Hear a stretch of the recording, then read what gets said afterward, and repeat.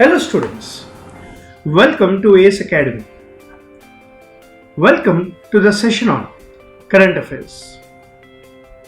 As a part of our daily news analysis, let us today discuss about an international organization called Group of 7 Countries, or it is also called G7 countries. G7 Summit, the 46th G7 Summit of 2020 is scheduled on June 10th at USA. In this context, let us know everything about the G7 countries. G7 countries, or this international group, was formed in 1975, and from 1975 onwards till 1997, it continued to be a group of 7 countries. But in 1997, Russia has joined the G7 countries, and this group has become G8. Now, if you look at this, all the 8 countries till 1997 are part of this group, and all this group, or all the countries which are in G8, are the developed countries, and their GDP is high, and they are the largest economies in the world. They contribute almost 40% of the global GDP, 1/10 of the population. Yes, if you look at the G8 countries, including Russia, we have Canada, we have USA, we have France, we have Italy, we have Germany, we have Japan, and we have UK or Britain. So if you look at this, there are 4 countries which are part of the Europe, 2 countries which are part of the American continent, and from Asia we have 1 country, that is Japan. And in 1997, Russia has joined this group, but in 2014, Russia was suspended because over its annexation of Crimea region. Crimea is a part of Ukraine, and Russia has annexed this region, and so Russia was suspended from G8, and now G8 is continued as G7.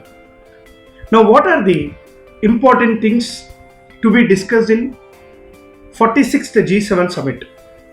Now, let me give a clarity. Over this pandemic, we know all international meetings and conventions are going online. But G7 countries are not going to be a virtual meeting, but it is a in-person meeting which is scheduled on June 10th. Now, there are 3 important things the G7 countries are focused to be discussed, and these include, the first one is economic governance of the world. Economic governance of the world. And the second one includes, yes, international security. International security. And the third one is very, very important, energy policies across the world.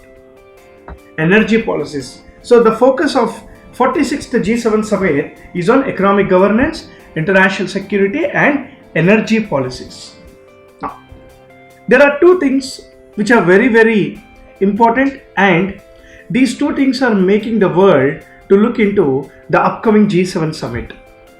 The first one includes, the US President has formally invited India as a guest to this G7 Summit.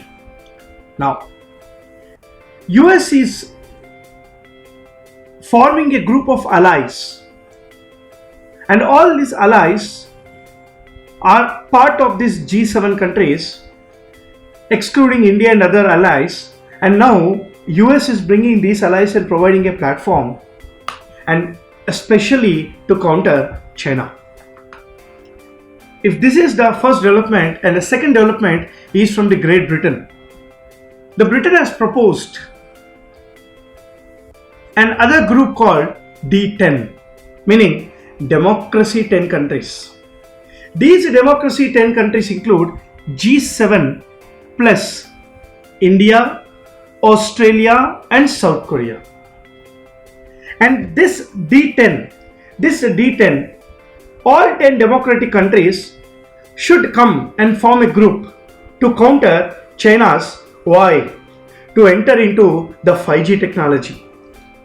These 10 countries should form a group and counter China and develop an alternative in 5G technology is what this group aims for.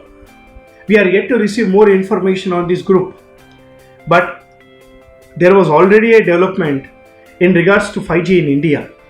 That is, India has already asked the Y to open the bids for 5G, and this was evident in the recent government actions.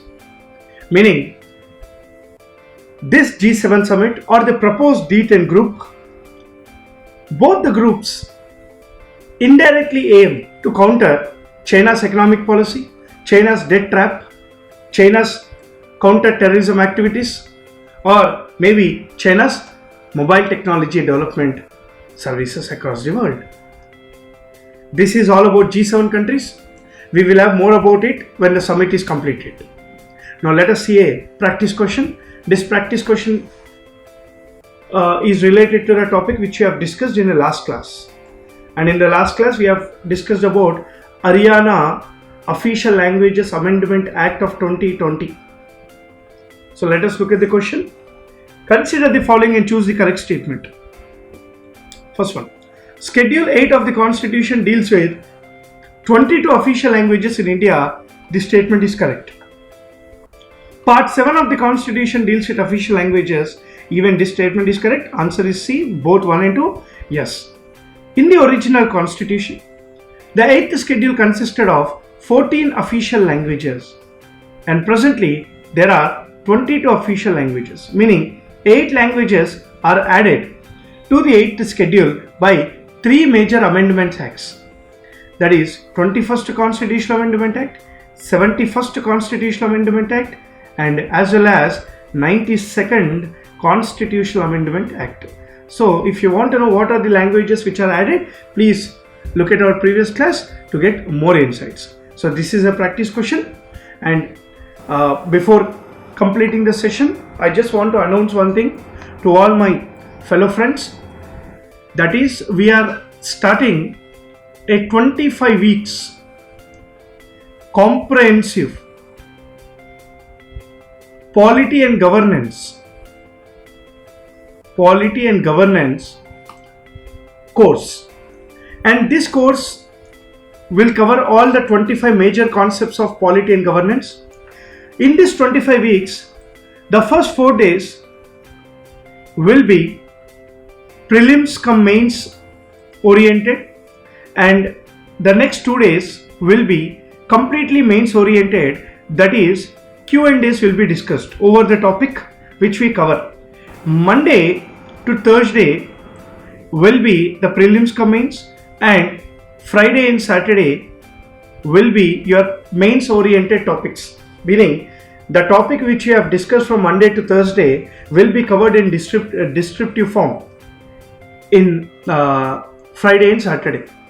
Now Sunday will be an holiday, and again next Monday again we will start a fresh topic. So in this way we will be completing 25 weeks and 25 major topics comprehensively, and this will be useful for your Group 1 APPSC, TSPSC, Group 2 APPSC, TSPSC and UPSC prelims as well as mains. So this is a common syllabus. We are targeting Group 1 APPSC, TSPSC, but which will be covering all the competitive exams and their topics. So utilize this great opportunity, and let me know in comment box if you have any doubts regarding this, and the classes will be starting from 12th of June. Okay, so thank you very much. I'll see you guys in the next class with another current affairs. Thank you.